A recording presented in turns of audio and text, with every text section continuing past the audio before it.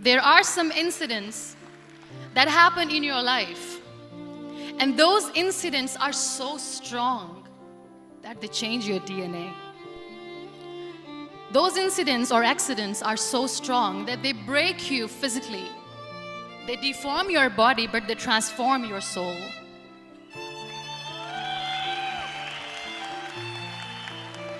Those incidents break you, deform you, but they mold you into the best version of you.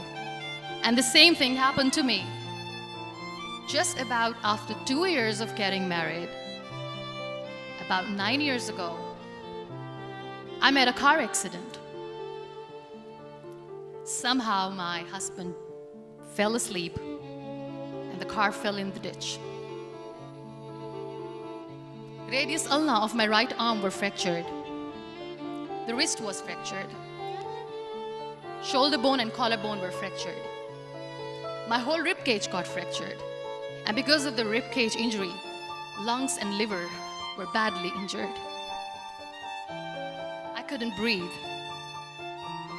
I lost urinary bowel control. That's why I have to wear the bag wherever I go. But that injury that changed me and my life completely as a person and my perception towards living my life was the spine injury. 3 vertebrae of my backbone were completely crushed, and I got paralyzed for the rest of my life. One day, doctor came to me and he said, "Well, I heard that you wanted to be an artist, but you ended up being a housewife. I have a bad news for you. You won't be able to paint again because your wrist and your arm are so deformed, you won't be able to hold a pen again." And I stayed quiet. Next day, doctor came to me and said, "Your spine injury is so bad, you won't be able to walk again." I took a deep breath and I said, "It's all right." The very next day, doctor came to me and said, "Because of your spine injury and the fixation that you have in your back, you won't be able to give birth to a child again." That day, I was devastated. I still remember, I asked my mother, "Why me?" And that is where I started to question my existence. Why am I even alive? What's the point of living? I cannot walk, I cannot paint, fine, I cannot be a mother.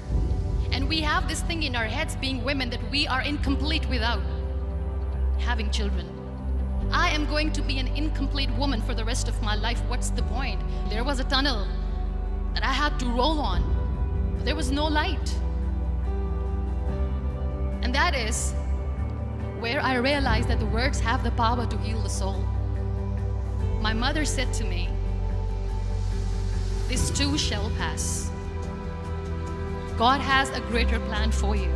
I don't know what it is, but He surely has." So what kept me going was, one day I asked my brothers, "I know I have a deformed hand, but I'm tired of looking at these white walls in the hospital and wearing these white scrubs. I'm getting tired of this. I want to add more colors to my life. I want to do something. Bring me some colors, bring me some small canvas. I want to paint." So the very first painting I made was on my deathbed, where I painted for the very first time. It was not just an art piece or just my passion. It was my therapy. What an amazing therapy it was. Without uttering a single word, I could paint my heart out. I could share my story. There was a rebirth day that I celebrated. After 2 years and 2.5 months, when I was able to sit on a wheelchair, that was the day when I had the rebirth. I was a completely different person. I still remember the day I sat on the wheelchair for the first time, knowing that I'm never going to leave this, knowing that I won't be able to walk for the rest of my life. I saw myself in the mirror and I talked to myself. And I still remember what I said. I cannot wait for a miracle to come and make me walk. I cannot sit in the corner of the room crying, cribbing, and begging for mercy because nobody has time. So I have to accept myself the way I am. The sooner the better. So I applied the lip color for the first time.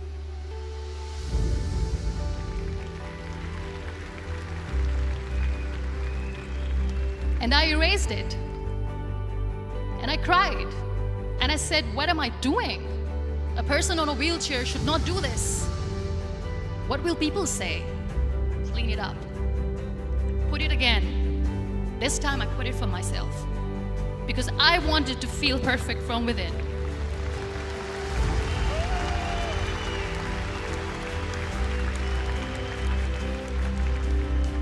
And that day I decided that I'm going to live life for myself.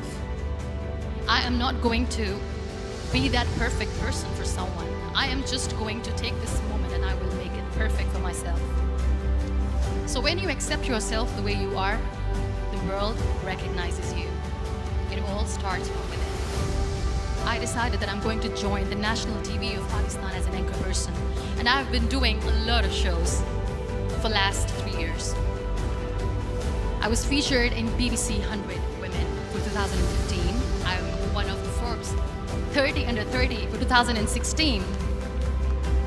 I became the National Goodwill Ambassador for UN Women Pakistan, and now I speak for the rights of women, children. We live this one routine of a day for 75 years and we call it life. No, that's not life. If you're still thinking why you have been sent here, if you're still juggling with the concept of why you are here, you haven't lived yet. You work hard, you make money, you do it for yourself. That's not life. You go out, you seek for people who need your help, you make their lives better.